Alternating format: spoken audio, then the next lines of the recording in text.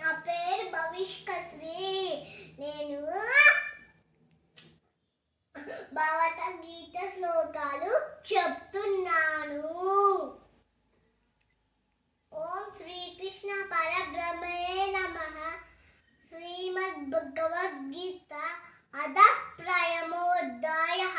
అర్జున విషాద యోగः.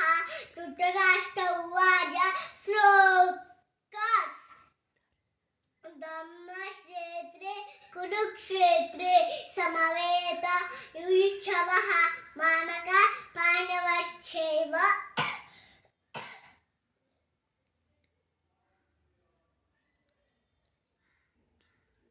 किम कुर्वत संजय.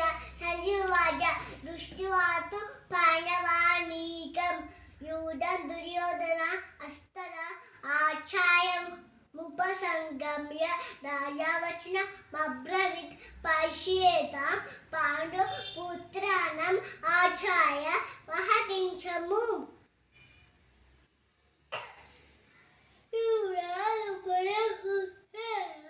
तव शिष्येणां दीयता.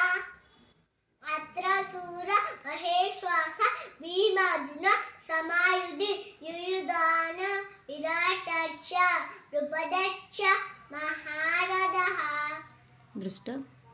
दृष्टकेतिष्ठान् काशीराजश्च वीर्यवान् पुरुजित् कुन्तिभोजश्च सेवच नरपुङ्गवः. युधामन्यु च विक्रान्तः उत्तमौजा च वीर्यवान् सौभद्रो द्रौपदेया च सवयद महारथः. अस्मता तु विशिष्टाये तानि भोज विवोचम नायकम सैन्यश सन्नत्र ब्रवीणिते. भवान् भीष्मश्च कर्णश्च कृपश्च समितिञ्जयः. अत्र अश्वत्थामा तु विकर्णश्च सामदत्ति तथैव च अन्ये च बहवः शूरा मदत्ते तत्तजीविता नानाशस्त्रपहरण सवयुध विशारदा.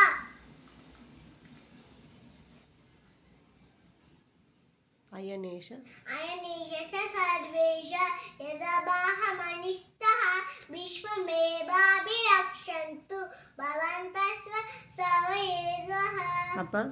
अपर्याप्तं तदस्माकं बलं भीष्माभिरक्षितं पर्याप्तं तिदमे तेषां बलं भीमाभिरक्षितं. तथा शङ्का च बेयच्च फणवानक गोमुखा